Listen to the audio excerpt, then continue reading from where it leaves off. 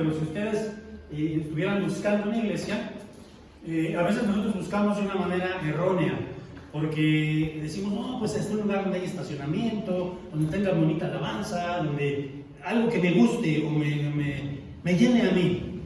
Pero nuestros símbolos doctrinales nos dicen, y hemos estado leyendo aquí, yo celebro eso porque hemos estado leyendo varias confesiones de fe, varios artículos de las confesiones de fe, y esos símbolos doctrinales nos dicen que hay tres marcas de la verdadera iglesia. Y esa es la cosa que nosotros deberíamos de buscar, que en las iglesias hubiera esas tres marcas. Una es la predicación de la palabra de Dios. O sea, si yo ando buscando una iglesia, debo buscar una iglesia donde se predique la palabra de Dios. No cuentos, no payasadas, no los viajes del pastor, no los sueños, sino la palabra de Dios. Si tú andas a una iglesia y se está predicando la palabra de Dios, ahí se está cumpliendo la primera marca. La segunda marca es la correcta administración de la disciplina. Es decir, en una iglesia donde no todo el mundo hace lo que le pega la gana, donde hay un orden, donde hay disciplina. O sea, yo he visto iglesias, no he entrado, yo gracias a Dios no he ido a muchas iglesias de otras confesiones, de otras denominaciones, pero en mi clase de liturgia que tomé en el seminario pude ver muchísimas. Y ya, por ejemplo, nada más para mencionarles, los cristianos gitanos, por ejemplo, andan por allá bailando, todo el mundo anda así, sus pachangas, ¿no? Los cuáqueros, por ejemplo, quakers, ¿no? Viene de la palabra temblor, por ejemplo, la persona que va a predicar entra en trance y empieza a temblar y empieza. Entonces, cada quien hace lo que le pega la gana. No, donde realmente es una iglesia donde se administra la disciplina, donde hay orden. Y en tercer lugar, la marca de la verdadera iglesia, la tercera marca de una verdadera iglesia es la administración de los sacramentos. ¿Y cuáles sacramentos tenemos? Más de 7, tenemos 7 sacramentos nosotros. ¿Cuántos sacramentos tenemos? La correcta administración del bautismo y la correcta administración de la Cena del Señor. Y hoy vamos a celebrar la Cena del Señor. Y hoy todo el culto, de alguna manera, la predicación y todo lo que estamos haciendo, quiere girar en torno a eso, a la celebración de la Santa Cena. Amén, hermanos. Bueno, vamos ahora y entremos ya en materia. Señor, te damos gracias, muchísimas gracias, porque nos permites estar aquí alabando tu nombre. Y porque hoy, Señor, nos vas a permitir acercarnos a tu mesa y tomar este sacramento, Señor, que es una marca de tu iglesia verdadera, Padre. Gracias, Señor, porque como leímos en la confesión belga, Señor, este sacramento no es para cualquiera, no es para todos, es para los que han sido regenerados por ti, para los que son tu pueblo, para los que son tu familia. Padre, que podamos entender esto en el nombre de Jesucristo. Amén. Hermanos, el título de la predicación es Retomando el valor histórico y espiritual de la Pascua. Yo no sé si ustedes han escuchado, hay un dicho que dice así: esta persona tiene callo, o ya tienes callo, y no me estoy refiriendo al callo de la andadera. ¿Sí han escuchado eso? Y se refiere a esto, se refiere a que una persona tiene cierta práctica y hace las cosas con cierta rapidez, con cierta fluidez, que ya no le cuesta trabajo hacerlo. Miren, voy a poner 2 ejemplos. Uno, cuando aprendemos a manejar. No sé cuántos de aquí les han enseñado a manejar. A mí la persona que me enseñó a manejar me decía: mira, pastor, siente el motor, escucha que el motor te pide la velocidad. Y yo quería que el motor me dijera: mete la primera, ¿no? Yo no he escuchado nada. Pero conforme fue pasando el tiempo, sí es cierto, el motor se va forzando y te va pidiendo la otra velocidad. Pero cuando va pasando el tiempo, vamos agarrando la práctica, ya no necesitamos de escuchar el motor ni nada. Yo ahorita venía manejando y ya no siento ni que meto la velocidad. Es algo automático, es algo por la práctica. Entonces eso quiere decir que yo ya tengo callo para manejar. ¿Sí me explico? Ya tengo callo para hacer eso. Ahora, ¿de dónde viene esta palabra? Les dije que les iba a dar 2 ejemplos, pero con ese basta. ¿De dónde viene esa frase? Miren, una ocasión estaba yo predicando y busqué una palabra. ¿Ustedes han visto qué les pasa a los que hacen pesas? El pastor Daniel antes hacía pesas, ya todavía. Bueno, ya no, antes hacía pesas, pero y me llevó con él al gimnasio también. A los que hacen pesas se les empieza a hacer ¿con qué? A los gimnastas se les hace un callo. A los trapecistas se les hace un callo. Entonces yo busqué una palabra que es la palabra hiperkeratosis. ¿Hiper qué significa? Mucho. Y queratina, de ahí viene la palabra keratosis, queratina. La queratina, hermanos, es una sustancia que produce nuestro cuerpo como un mecanismo de defensa. Por ejemplo, el gimnasta le lastima y incluso le sale sangre. Yo que trabajé en el circo vi a los trapecistas, que son de familia, son de tradición, a los niñitos les enseñan a los trapecios y si no hacen, les pegan y es una cosa muy tremenda. Y los vemos desde chiquitos con callos aquí. Porque el callo entonces ¿es un qué?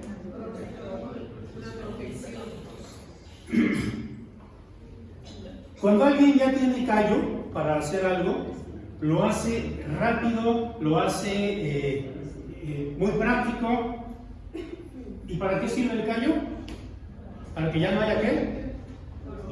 Para que ya no haya dolor. Entonces mucha gente que tiene, por ejemplo, voy a decir esto, hay muchos doctores, hay muchas enfermeras, y aquí está la hermana Mari, ella es la excepción, la esposa del pastor Josué, ya lo vi por ahí.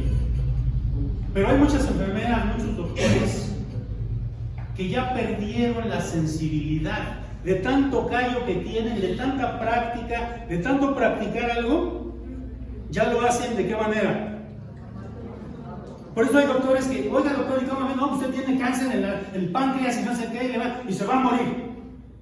Y se lo dicen así, como cualquier cosa, sin ninguna sensibilidad. Porque ya perdieron.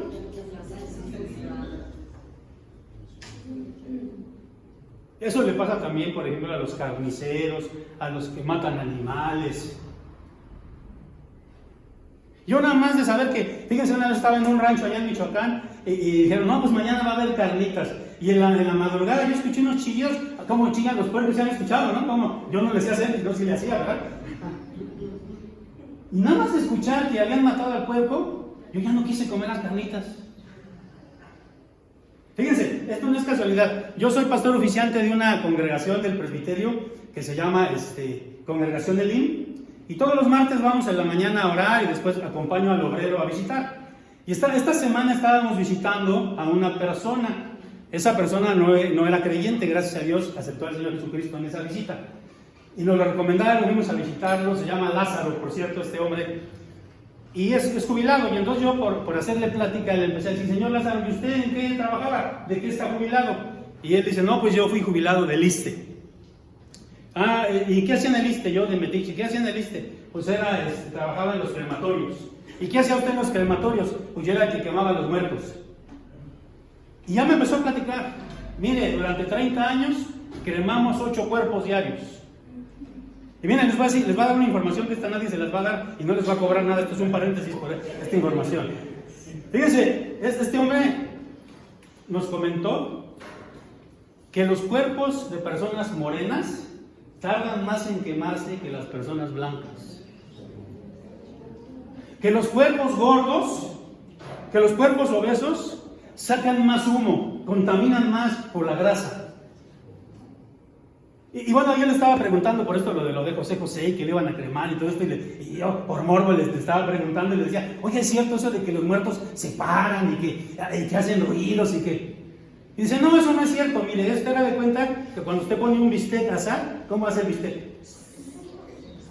Igual los cuerpos, ¿no? Pues que hacen ahí ya, pues...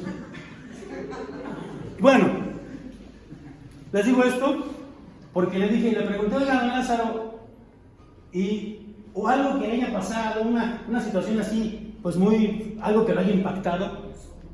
Y dice, mire, una ocasión, dice, un hombre que lo enterraron por 6 meses, porque había muerto, no se había definido por qué había muerto, había cuestiones judiciales ahí, pero su última voluntad había sido que lo cremaran. Y después de 6 meses que se arregló la cuestión, lo exhumaron y lo llevaron para que lo cremaran, imagínense. Entonces él dice que había con él otra persona, otro muchacho que tenía nada más un año ahí cremando, y dice, ese muchacho se vomitaba. Y le digo, ¿y usted, don Lázaro? No, si ya está reacostumbrado, dice, nosotros hasta comemos ahí, dice. Estamos comiendo y luego nos asomamos a la mirilla para ver si ya se acabó de cremar el cuerpo. ¿Por qué? Porque ya tenía ¿qué? ¿Ya había perdido qué? Imagínense los que están en los forenses, ¿no?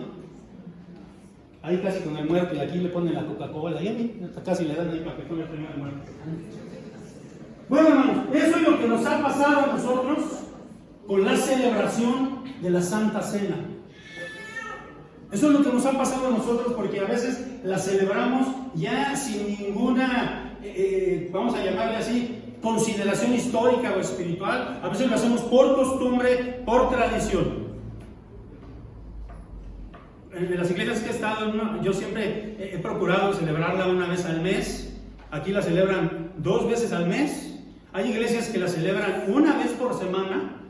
Pero en una ocasión yo decía, bueno, vamos a celebrarla mejor cada 2 meses.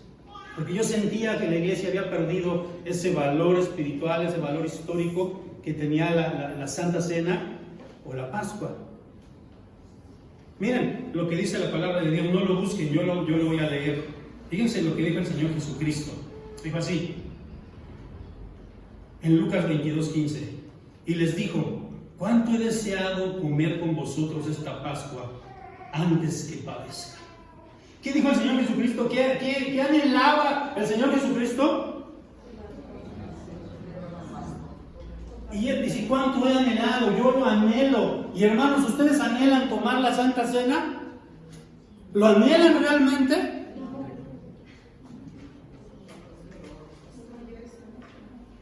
Ahora, ¿por qué quiero predicar de la Pascua? Y bueno, este loco, ¿qué tiene que ver la Pascua con la Santa Cena?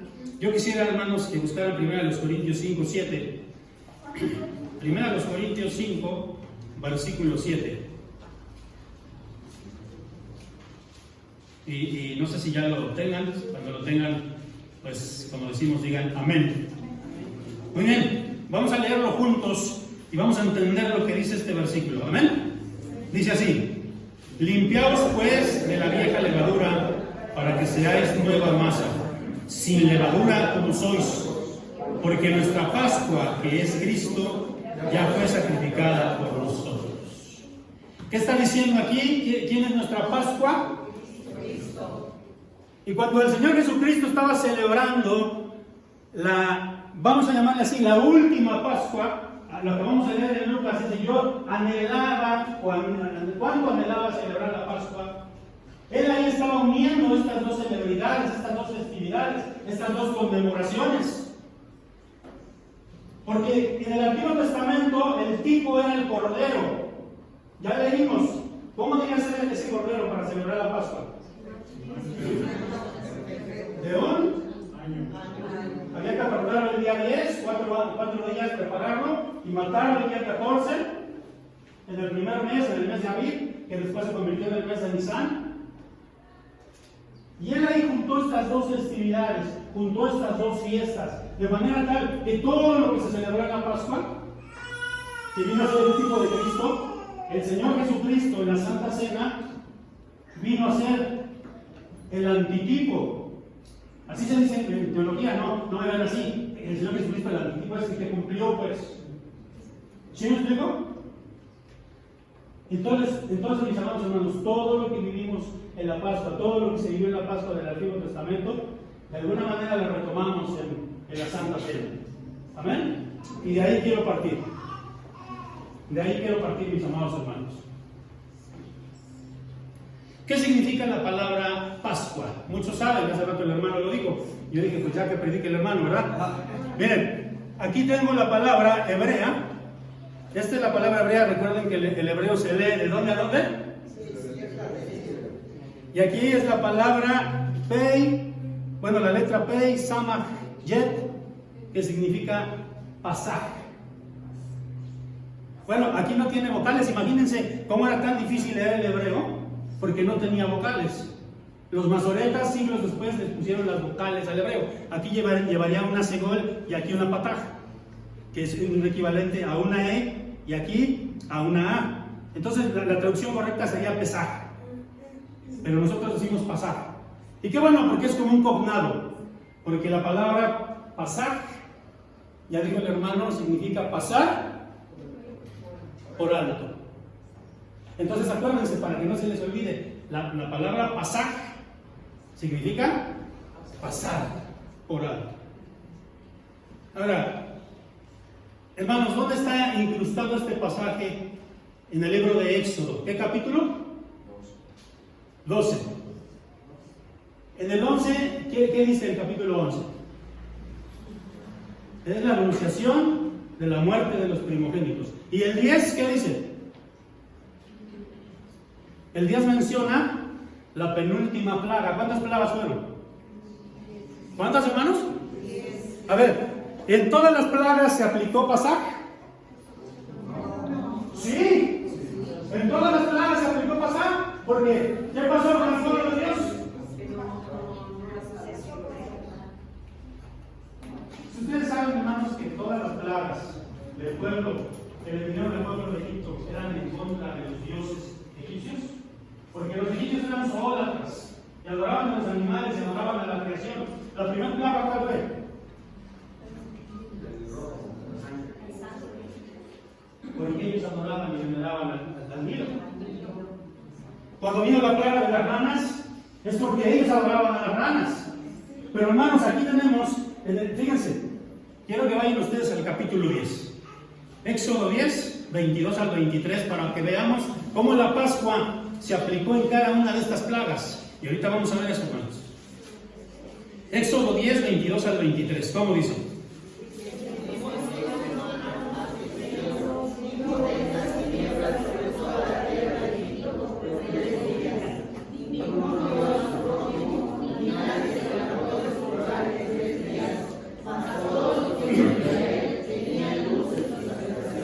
Todo estaba en densas tinieblas, todo estaba en oscuridad, todo Egipto en una densa oscuridad donde nadie podía ver ni siquiera a su prójimo. Había tanta oscuridad que no podían ver en todo el pueblo de Egipto. Pero ahí dice algo bien hermoso: mas todos los hijos de Israel tenían luz en sus habitaciones. Amén.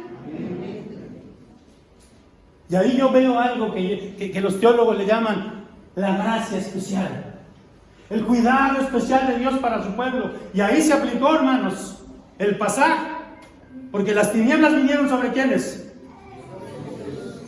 Pero en el pueblo de Dios había ¿qué? Hermanos, hay tinieblas en todas partes. El hermano Rafa oraba por la situación que está pasando en nuestro país. Hay tinieblas, hermanos.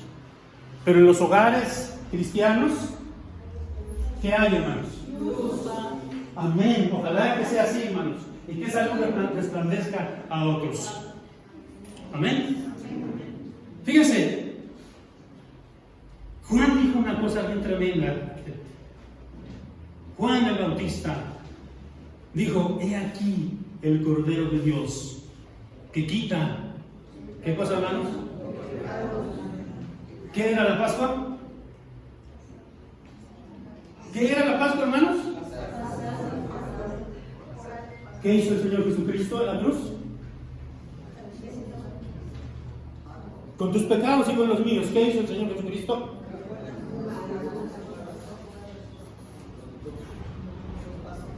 Ahora, hermanos, vamos a Éxodo 12 y quiero enseñarles 5 cosas, por lo menos 5 cosas que significa la Pascua y que hoy significa también la Santa Cena. Vamos a ver la primera, versículo número 3, Éxodo 12, versículo número 3. ¿Cómo dice?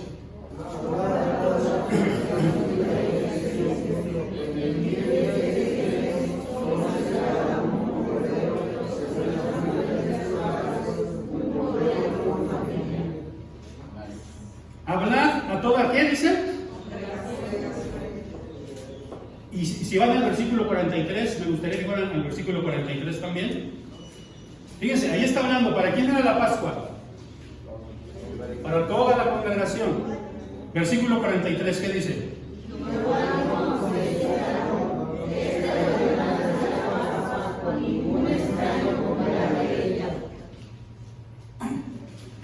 la Pascua, la primera cosa que quiero que entendamos de la Pascua, de la Santa Cena, que no es para cualquier persona. Muchos han dicho, han criticado a los bautistas porque los bautistas tienen una comunión cerrada.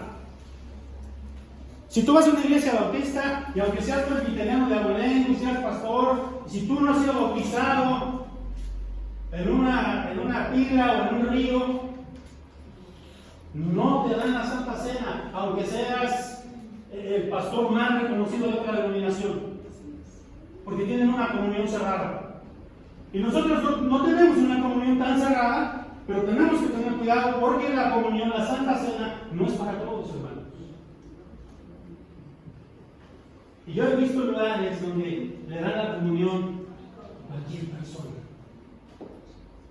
Nosotros como presbiterianos tenemos pastor y ancianos de iglesia, ¿no es cierto? Una de las funciones de los ancianos y del pastor es vigilar por la vida espiritual de la grey. Y si alguien en la grey está, por ejemplo, en pecado, yo, por ejemplo, como pastor, yo no los conozco a ustedes. Y si yo ministro la Santa Cena, pues no sabría yo, si ustedes se ponen de pie, yo les doy la Santa Cena, porque no los conozco. Pero si yo soy pastor de la iglesia y perfectamente conozco su situación y sé que en esos momentos no pueden tomar la Santa Cena, como pastor, ¿qué tendría que hacer?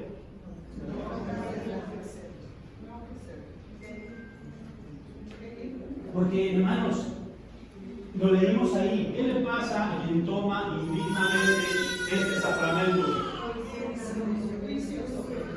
Por eso nosotros como pastores tenemos que explicarle a las personas, y a mí fíjense, cuando yo conozco, por ejemplo, la iglesia que yo pastoro, pues yo la conozco y sé cuando hay gente nueva y hay Santa Cena, y me da mucha pena, siento pena decirles, a ustedes no les vamos a dar la Santa Cena, pero tengo que explicarles y tengo que decirles, ¿por qué no se las doy?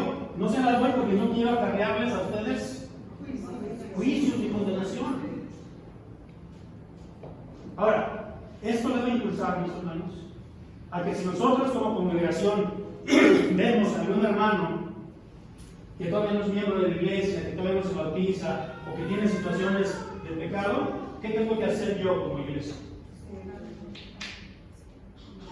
Quiero compartir contigo, quiero que te hagas miembro, quiero que te bautices, quiero que estés en buena comunión con el Señor. ¿Para qué? Para que todos como congregación celebremos ¿qué? Fíjense, ahora vamos a ser tan inclusivos que en el nuevo libro de liturgia de la iglesia presbiteriana ya se va a tener que administrar la Santa Cena a los niños. Hace poquito se reunió toda la iglesia presbiteriana se reunió en ¿en dónde fue? En Tabasco, como no fui esta vez. Bueno, esa es la primera enseñanza, hermanos. La Santa Cena es ¿para quién? Solo para la congregación, solo para los que son cristianos, solo para los que leímos ahí, los que han sido ¿qué? Regenerados, decía ahí. Muy bien, la segunda cosa está también en el versículo 3. Vuelvan a leer el versículo 3. El 3 mismo. Ahí habló de la congregación, pero fíjense cómo dice ahí.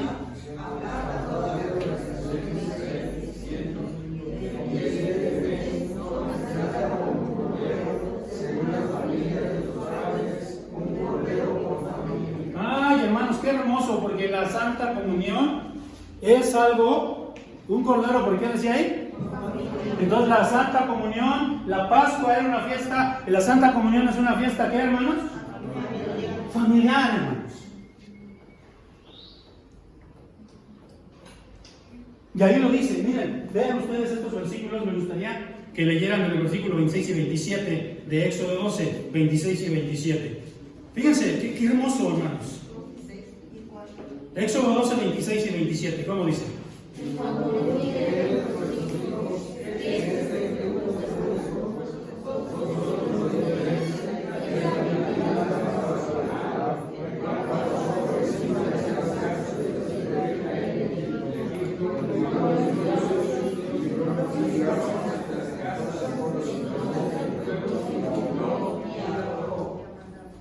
Cuando los hijos preguntaban, yo me acuerdo que mis hijas estaban chiquitas y me preguntaban, papá, ¿por qué le diste a la iglesia ese jugo de uva y ese pan. Por cierto, hermanos, antes se ha perdido también mucho esto, porque antes cuando se celebraba la Santa Cena, cuando el pan que sobraba, el jugo de uva que sobraba, el pan y el jugo de uva que sobraba, se le daba al pastor.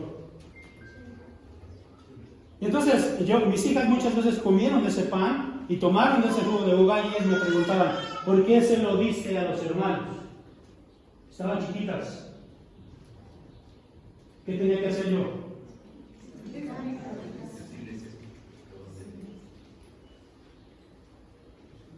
Hermanos, la Santa Cena es una conmemoración familiar. Y es la oportunidad, nos está recordando lo que hizo el Señor por nosotros. Y yo tengo que ir y decirle a mi familia, ¿por qué lo celebramos? ¿Por qué lo hacemos? ¿Saben dónde está atacando el demonio tremendamente a la iglesia? En las familias. Napoleón Bonaparte, ese gran emperador, él dijo algo bien sabio cuando tomó el imperio. Y él dijo, dadme familias bien cimentadas y haré de Francia la nación más grande del mundo. Lo que estamos viviendo en el país, mucho tiene que ver con el peligro social, mucho tiene que ver con las familias destruidas. Y a mí me da tristeza cuando yo escucho familias cristianas que están también destruidas. ¿Cómo ha subido el índice, mis amados hermanos, del divorcio en las familias cristianas? Entonces, esto nos debe recordar, mis amados hermanos, que la Pascua era una fiesta familiar. Era en familia. Qué hermoso es que los domingos. Y a ver, la Pascua en torno a qué giraba. Toda la Pascua en torno a qué giraba. ¿Cuál era el centro de la Pascua? ¿Cuál era el centro de la Pascua? Les vuelvo a preguntar, ¿cuál era el centro de la Pascua? Muy bien, por ahí alguien ya lo dijo. El Cordero era el centro. ¿Qué es el centro de la familia, hermanos? ¿Quién es el centro de tu familia? Miren, yo voy a decirlo así, tengo año y medio, casi 2 años, celebrando el altar familiar, el culto familiar. Todos los días, entre 7, 8 y 9, en ese horario, entre 7 y 9, somos 4 de familia. Procuramos estar los 4, de lunes a sábado, los domingos no. Los domingos le damos descanso al Señor porque venimos al culto. Y ha sido de mucha bendición, hermanos. Porque todos los días comparto la palabra con mi familia. Todos los días les estoy diciendo a mi familia que el centro de nuestra vida, ¿quién es? Cristo. Y la Pascua, hermanos, tenía esa particularidad. La Santa Cena tiene esa particularidad. En especial, yo no quiero aquí entrar en debates teológicos, pero en particular yo celebro, porque a los niños se les va a dar la Santa Cena también. Porque son parte del pacto y nosotros creemos en la teología del pacto. Y si bautizamos, ¿por qué no damos el bautismo? Pero bueno, eso ya lo determinó nuestra iglesia. No voy aquí a hacer más. 4, vamos a ver, el versículo 4, vamos a ver la tercera cosa. Esto es genial, hermanos. Versículo 4, fíjense que tenía la Pascua y cómo lo podemos hacer paralelo con la Santa Cena. Versículo 4, ¿cómo dice?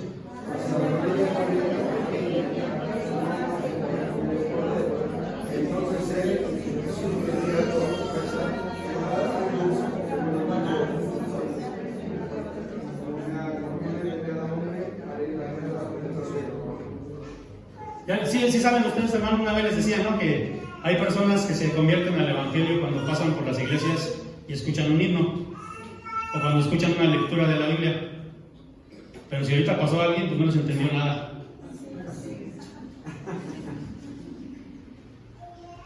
Dice ahí que si una familia era tan pequeña, y después los rabinos en el Talmud y todo esto, fijaron un número, decían que debía ser la familia mínimo de 10 para poder comer la Pascua.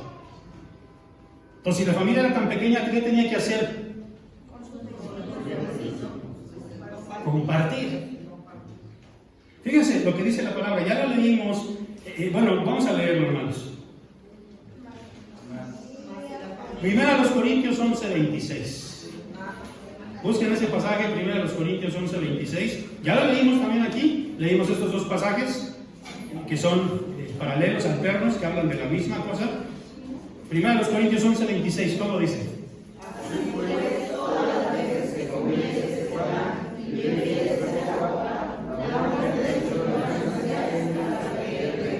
Fíjense lo que está diciendo: la muerte del Señor anunciáis.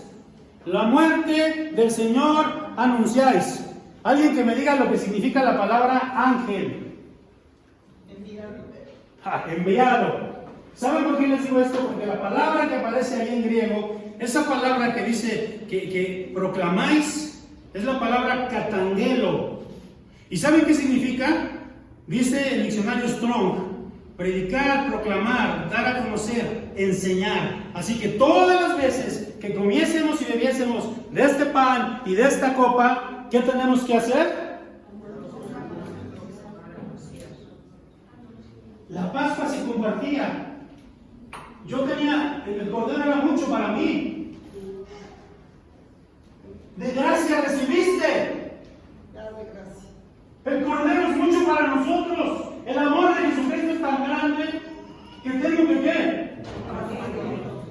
Y todas las veces que yo tomo la Santa Cena, todas las veces que yo vengo a este sacramento, tengo que salir de aquí e ir a compartir la palabra. Yo tengo familia que no conoce de Cristo, tengo vecinos, tengo hermanos, amigos que no conocen de Cristo.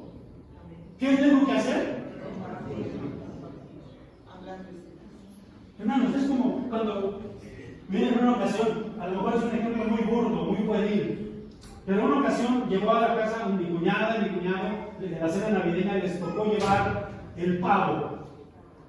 Y dicen por allá en mi pueblo, digo que es mi pueblo porque no nací allá, pero así digo que es mi pueblo, dicen allá, tienen un pleonasmo, porque dicen, por ejemplo, chico ollísimo. Por ejemplo, pasa una persona y dice: ay, tú ya viste chico ollísimo. Y entonces llegó mi cuñado y mi cuñada llegaron chico pavísimo. Y yo dije: esto no me lo voy a acabar, ¿esto qué? ¿Y qué hicimos, mi familia y yo? Tenemos unos vecinos más adelante que son muchos, que son muy pobres, y fuimos y les compartimos el pavo. Y así la Pascua también hay que compartir el cordero. Y hoy nosotros tenemos que compartir a quién. Todas las veces que tomamos la Santa Cena, así que ustedes tienen una responsabilidad porque la toman 2 veces al mes. Por lo menos tienen que traer 2 personas aquí al mes. Hermanos, no podemos no compartir lo que Dios nos ha dado. Quien no comparte es un ¿qué?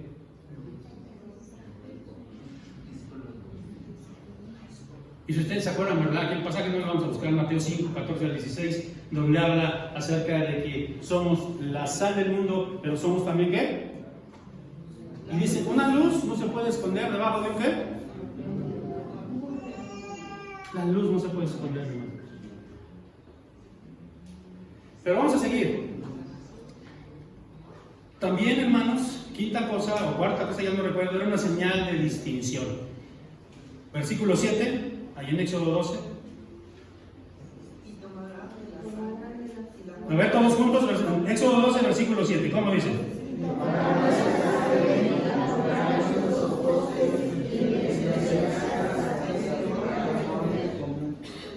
¿Y el 12 y el 13?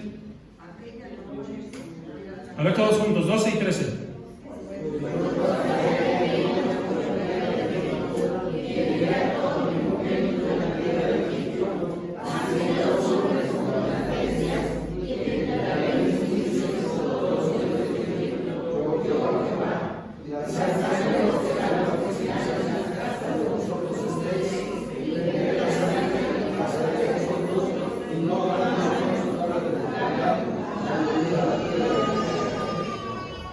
Hace rato, como vivo cerca de un rastro, pasé a traer sangre. No sé si me la dieron de marrano, de cerdo, o de cuervo, o de res, no se ve, pero es sangre. No es cierto, no es cierto, yo la hice, es de chamoy. ¿Qué tenían que hacer con la sangre de ese cordero? Ponerla en un lebrillo, en un recipiente. No, en los postes. Primero, normal. ¿Qué tenían que hacer con la sangre? Ponerla en un recipiente y con un hisopo. ¿Habrán que contar que es un hisopo? Un hisopo en una planta. ¿Y qué tenían que hacer? Ya le pedí permiso al hermano Rafael y ahorita le limpio. Así digo, ay, me terminan limpiando ustedes siempre. ¿Qué tienen que hacer con la sangre? ¿A dónde? En los dinteles, que es la parte de arriba de las puertas. ¿En dónde?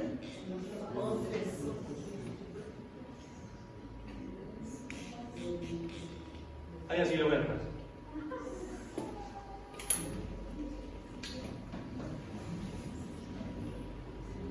¿Para qué, hermanos? ¿Por qué? Porque iba a venir la 10ª plaga, la más tremenda de todas, que era, y iba a pasar el ángel destructor. No es el diablo, porque mucha gente se confunde. No es el diablo, era un ángel, el ángel de Jehová, el ángel destructor. Iba a pasar a destruir a quiénes. ¿De quiénes? Pero cada hogar que estaba marcado con la sangre del cordero, ahí se aplicaba la Pascua. Pesaj, brincaba, saltaba, la pasaba por alto. Yo no sé, hermanos, porque no lo dice la historia, pero no sé si algún despistado, si alguno del pueblo de Israel no lo hizo, no lo sé. Pero si no hubieran marcado con esa sangre en sus puertas, el quicio de sus puertas, ¿qué hubiera pasado?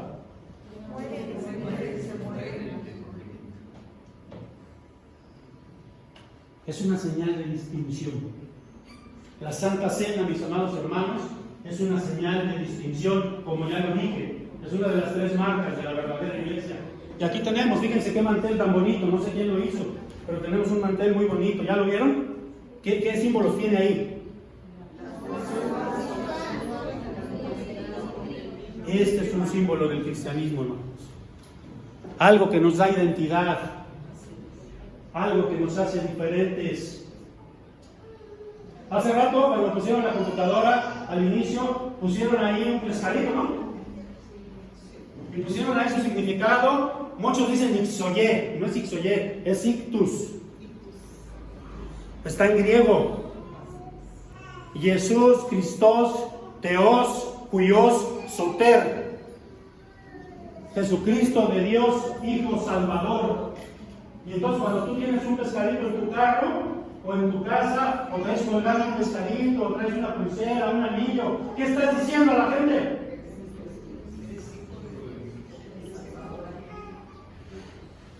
Y a veces yo digo, híjole, mejor no le pongas nada a tu carro. Y ya les conté, ¿no? Porque si a ustedes contaban de 2 personas allí en Miguel Ángel de Quevedo, porque sí a ustedes que les conté.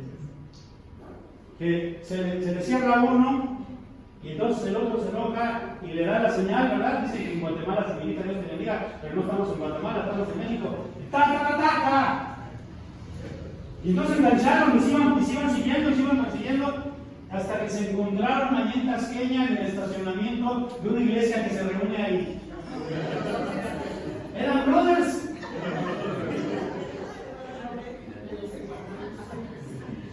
Entonces, hermanos, ¿usted tiene una señal de qué? De distinción. Pero no, fíjense, hermanos, esto no es algo como un, ¿cómo se dice esto? Como un amuleto, como un, no la palabra, como un fetiche, un amuleto. Miren, allá en San Pablo, en el pueblo de San Pablo, Totepec, visitamos una familia que no son cristianos, les íbamos a compartir. Y miren, les queremos compartir de la Biblia. Y ellos decían, sí, pues nosotros aquí tenemos la Biblia. Y tenían una de estas cositas, como esta cosa de esto. No así, pero tenían así en su mesa no sé cómo se llama. O sea, es que aquí le dice, bueno, no, era aquí, es para la Biblia. Y teníamos su Biblia abierta ahí. Y la leen, no, pues no, pero ahí la tenemos, es como una protección. Ah, sí, es como las películas del santo, ¿no? Sacaba la Biblia así para los vampiros, ¿no? Así. No es así, hermano. Nosotros debemos verificar que cada uno de nosotros, en nuestra familia, tenga la sangre de Jesucristo en su propia vida. Como dice Apocalipsis 3:20. He aquí, yo estoy a la puerta y llamo. Si alguno abre, entraré a él, cenaré con él y él conmigo. ¿Qué tenemos que hacer, hermanos? Tener esta sangre en las puertas de nuestro corazón. Amén. No porque tú seas cristiano, quiere decir que todos de tu casa son cristianos. Creemos en la teología del pacto y sabemos que algún día nuestros hijos se van a arrepentir. Pero yo les digo a mis hijas, ustedes son paganas hasta que no me demuestren lo contrario.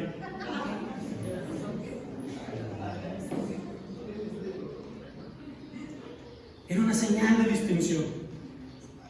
Pero también, hermanos, en el mismo, en el versículo 8, vamos a leer el versículo 8 y vamos a ver otra de las cosas. Versículo 8.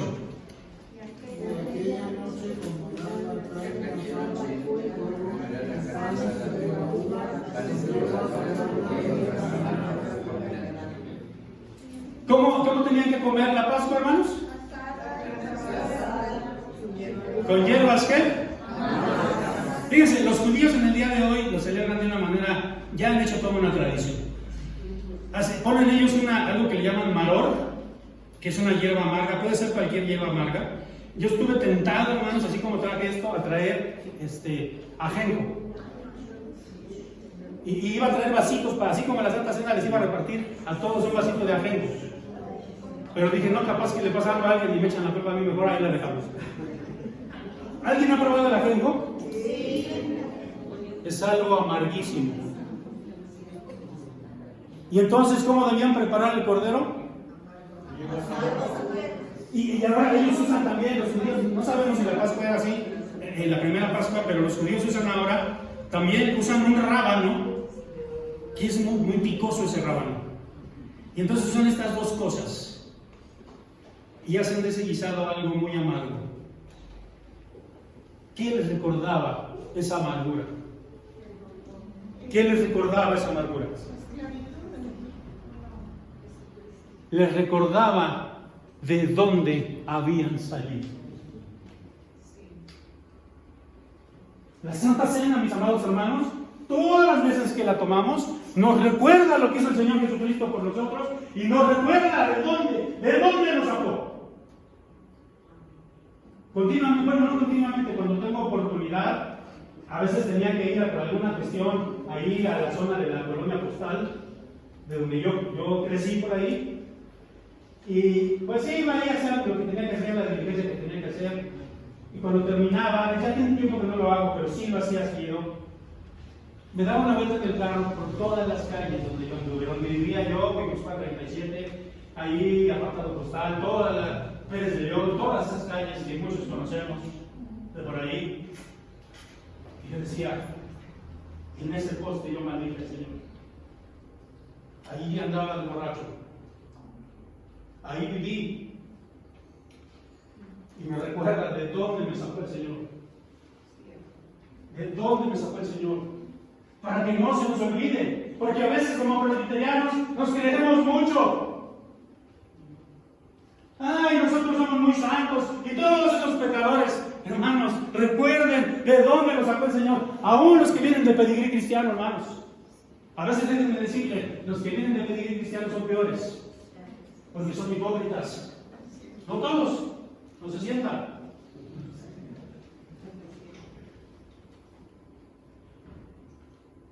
¿De dónde nos sacó el Señor? Y eso que nos sabe dulce, yo siempre digo cuando celebro la cena, hermanos, miren, esto, hermanos, lo tomamos y es jugo de uva y no sabe cómo nos sabe a nosotros. Pero ¿cómo fue el trago que pasó el Señor Jesucristo? Si es posible, pásame en esta copa. ¿Cómo fue ese trago?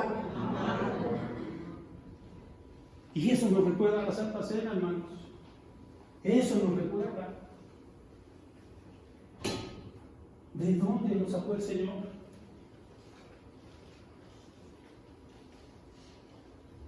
¿Y qué es por purita gracia? ¿Qué pasaba? Los panes, ¿cómo debían ser, hermanos? Hay una hermana en una iglesia donde estuve que se esmeraba y hacía unas galletitas sin levadura. No le quedaban muy buenas, que digamos. Pero un pan sin levadura, ¿para qué servía la levadura? Finalmente, la levadura era una bacteria, era algo que permitía que se pudriera el pan, que se fermentara y se pudiera inflar y verse más bonito. Ustedes han visto, hermanos, recientemente fui a no es comercial, fui a su mesa y había unos baguettes ahí. ¡Ay, se veían bien! No, una cosa deliciosa. Yo compré uno. Hijo, hermano, ni quería que se le quería a mi familia. Estaban en una cosa, un pan europeo, pero sabroso. Pero, ¿cómo eran los panes sin levadura?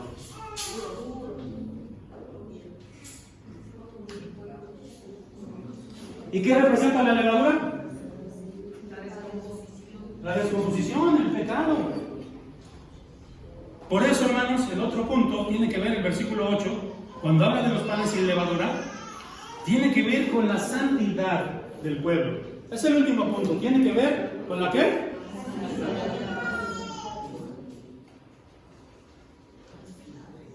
Dice, hermanos, que no debemos comer indignamente este sacramento.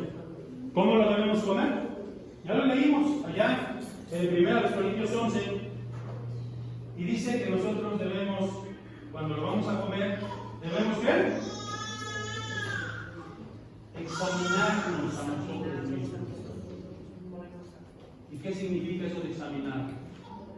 Miren, yo les voy a decir algo, hermanos, porque a mí me gusta, ustedes lo saben. Yo les digo palabras buenas de mí, por ejemplo, les dije de que hago el altar familiar y eso.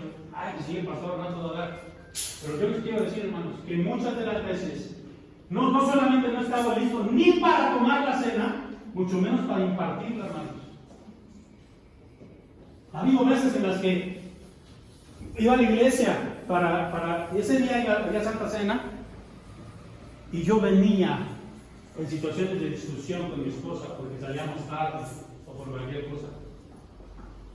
Una vez un hermano en una iglesia, un anciano, me dijo, pastor, él me iba a ayudar, era uno de los ancianos comisionados, me iba a ayudar a administrarla. Y me dijo, no la voy a ayudar, hermano, no voy a administrarla, porque ahorita me acabo de pelear con mi esposa.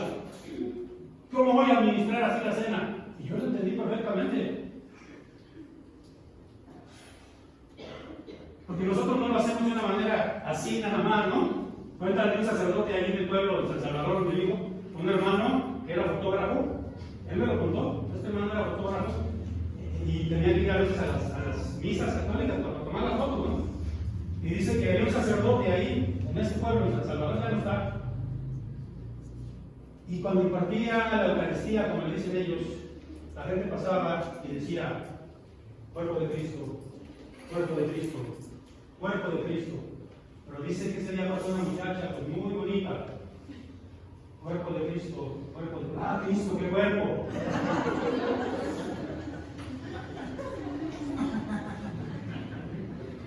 Nosotros no lo administramos de esa manera.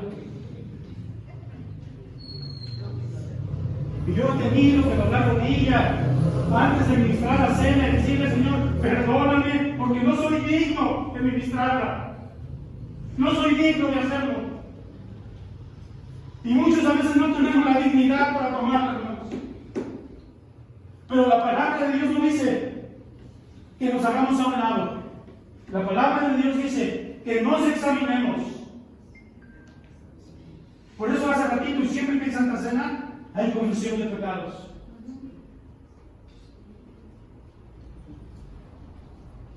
Hermano, yo te animo, si ahorita tú estás pasando por una crisis espiritual y hace rato que comenzaste tu pecado, no te sientes con esa autoridad. Qué bueno que no te sientas con esa autoridad. Pero recuerda que es por gracia. Pídele perdón a Dios y hoy mismo toma la Santa Cena. No dejes pasar más tiempo. Hoy tómala. Él te da la oportunidad. Porque es por gracia, porque Él te lava con su sangre preciosa. Amén. Ve ahí el Cordero de Dios que quita el pecado del mundo. Amén.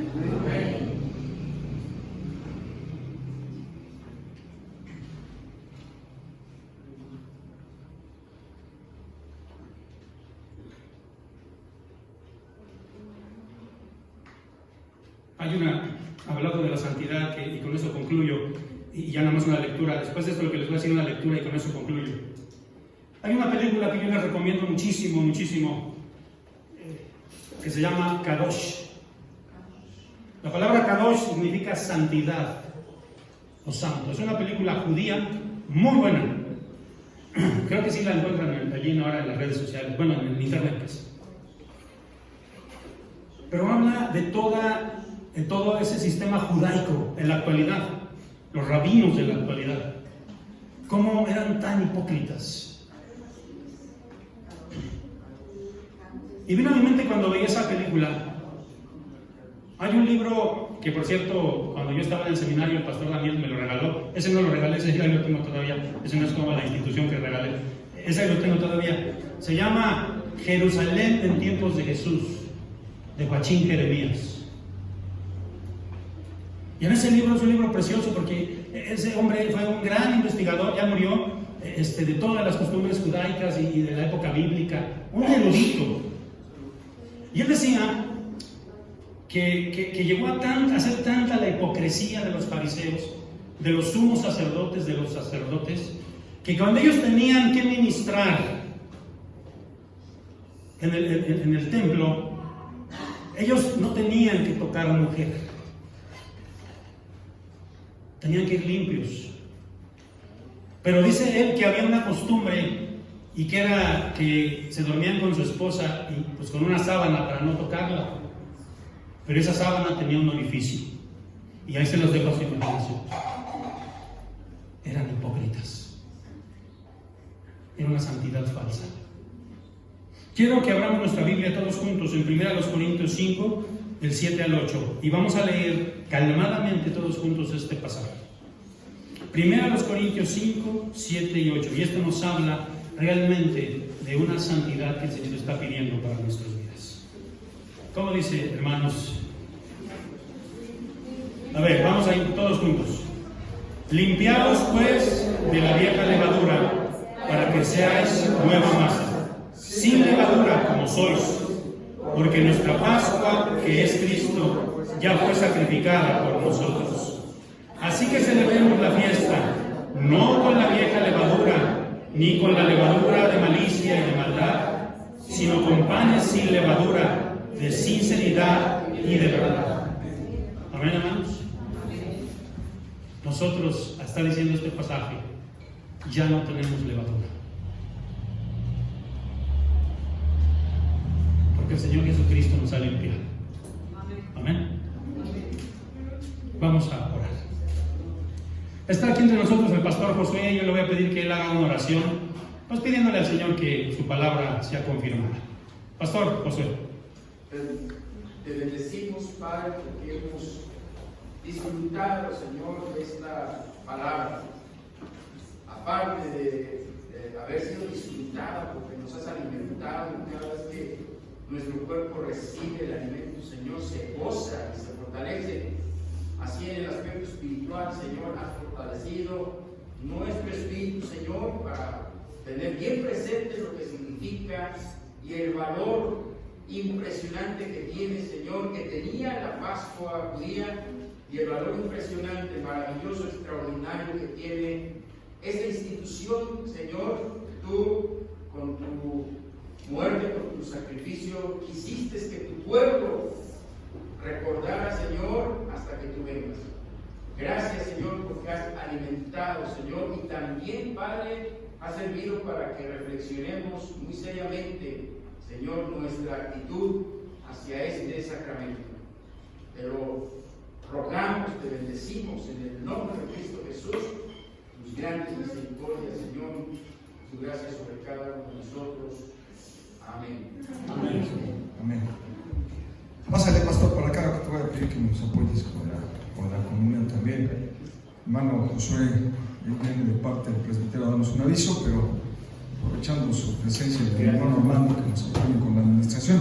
Hay una parte que ya no leímos, se nos fue ponerla en la proyección, pero dice así: en resumen de lo que confesamos hace unos momentos, por el uso de este santo sacramento, hablando de la comunión, Somos movidos a un ardiente amor hacia Dios y hacia nuestro prójimo, por lo cual desechamos todas las invenciones condenables que los hombres han agregado y mezclado a los sacramentos como profanaciones de los mismos, y decimos que es preciso conformarse con la institución de los sacramentos, como nos enseñaron Cristo y los apóstoles, hablando precisamente de la cena y del bautizo, porque nosotros solamente creemos en 2 sacramentos, que son el bautizo y la Santa Cena, como lo acabamos de celebrar en este momento. Voy a pedir a mis hermanos Armando y a mi hermano Josué que nos apoyen ministrando los sacramentos en esta vez.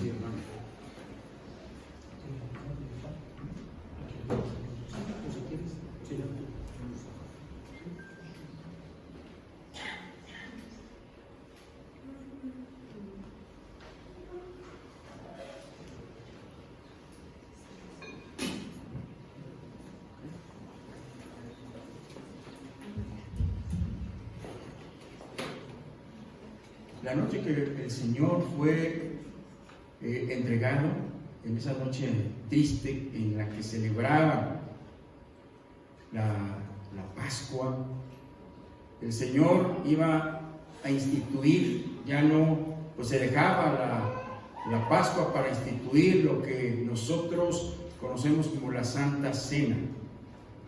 Y el Señor alzó el pan, dice la palabra de Dios que lo partió y lo dio a sus discípulos, ministrando, amados hermanos, en el nombre del Señor, lo vamos a compartir.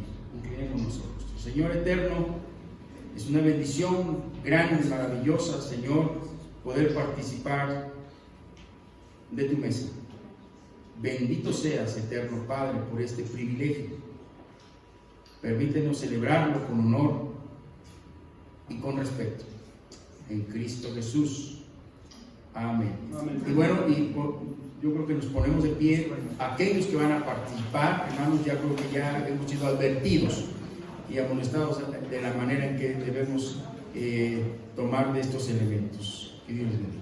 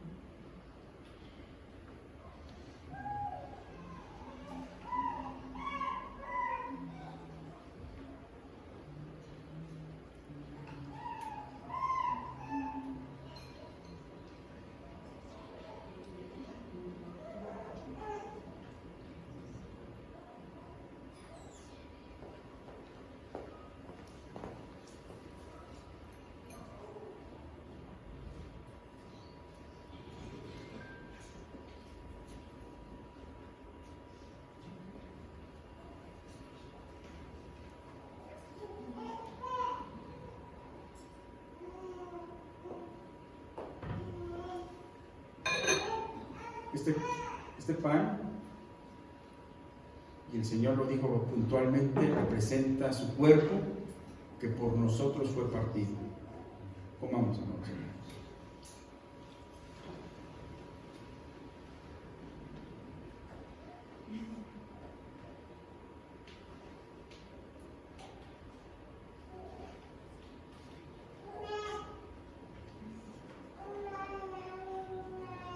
Tan grande amor, Señor,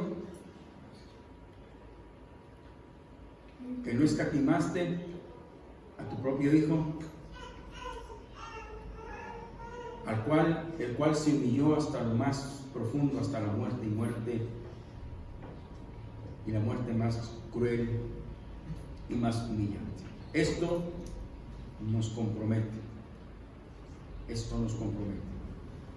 Te bendecimos, Padre eterno en Cristo Jesús. Amén. Esa misma noche, cuando el Señor celebró la última Pascua con sus discípulos y tomó lo que conocemos como la primera Santa Cena, y la instituyó ahí, tomó también la copa y la dio a sus discípulos, no sin mencionarles que esta simbolizaba y representaba la sangre que Él iba a derramar en el Calvario, y que era el sello del nuevo pacto. Yo, ministrando en su nombre, la doy a la iglesia. Amén. A través de mi hermano pastor.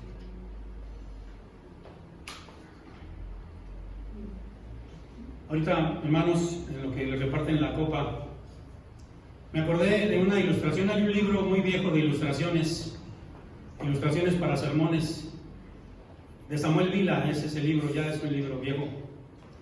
Y me acordé de una ilustración que viene ahí, y en alguna ocasión, en una Semana Santa, yo puse esta ilustración. Se dice que cuando Leonardo da Vinci pintó la Última Cena, yo no sé si ustedes sepan, ese no es un cuadro, es un mural. Es un óleo que está pintado en una abadía, en un monasterio. Y es un mural grande, como de 5 metros. Y dice que cuando él estaba buscando modelos para pintar a cada uno de los apóstoles y a Cristo, pues él recorría, ¿no?, para ver si encontraba en las calles. Dicen que encontró una persona que le sirvió como modelo de Jesucristo. Y en esa persona se basó y pintó el rostro de Jesucristo de la Última Cena de Da Vinci. Y cuando terminó de pintar a todos los apóstoles, dice esta ilustración que estaba buscando, al último que dejó fue a Judas, y estaba buscando un modelo para Judas, y salió a las calles a buscar, y le costó mucho trabajo, pero encontró a uno que daba la cara así, se le veía la cara, yo creo que de delincuente, de malviviente, de malo, no sé, y le dijo: tú te voy a pagar para que seas Judas. Y después que lo vio bien, se dio cuenta que era el mismo que había servido de modelo para Jesús. Dijo: ¿pero qué te pasó? Y entonces este hombre se había dedicado al pecado, se había dedicado a malgastar su vida, al vicio, al robo. Y la ilustración versaba y decía: eso es lo que hace el pecado con nosotros, nos desfigura y quita la imagen de Cristo en nuestras vidas. Pero gracias andadas a Él, porque como ya vimos, Él es el Cordero de Dios que quita el pecado. Amén. Amén, hermanos.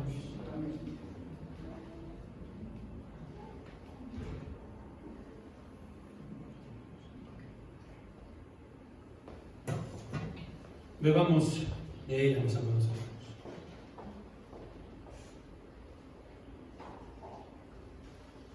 Gracias, Señor, porque nos has permitido acercarnos a tu mesa sin ser dignos. Pero gracias porque, como hemos leído, Señor, en esta confesión belga que hicieron hermanos que estudiaron tu palabra, Señor, y que nos hacen ver, Señor, que no es por nuestros propios méritos, sino es por gracia. Porque aunque éramos indignos, tú nos regeneraste. Tú nos has justificado. Tú nos sigues santificando. Y algún día, Señor, seremos glorificados también. Gracias, Señor. Porque este sacramento, como hemos leído también, es un alimento espiritual.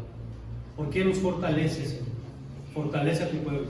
A quien lo ha tomado dignamente, este sacramento le fortalecerá, Señor, su espíritu, su alma, su cuerpo, y con más vigor y con más ganas proclamará tu palabra. Gracias, Señor, en el nombre de Jesucristo. Amén. Amén. Pues continuamos, van a pasar a recoger las copas y nosotros seguimos adorando a nuestro Dios, seguimos con nuestro servicio litúrgico. Amén.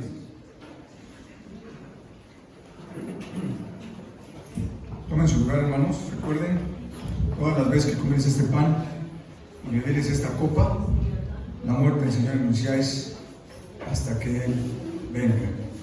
Así que agradezco que ya la iglesia está también tomando ciertas acciones donde uno puede compartir la copita con otro hermano para, bueno, sabemos que solamente tenemos una charolita.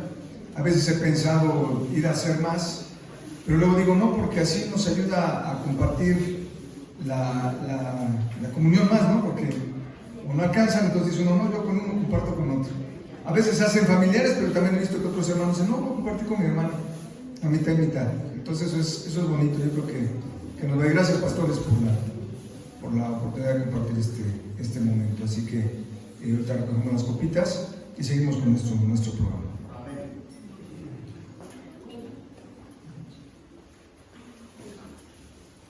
Recibimos al grupo de alabanza para seguir adorando con nosotros.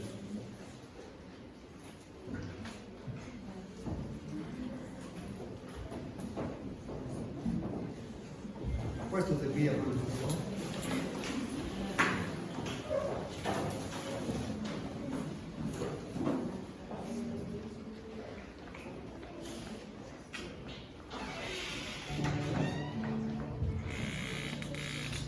Bien, hermanos, pues todo este momento nos ha servido para darnos cuenta de lo grande que es el Señor, de que Él nos exhorta y nos dice día con día que nos acerquemos a Él con confianza. Y es por amor, hermanos, por amor a nosotros. Toda gloria y toda majestad a nuestro Señor.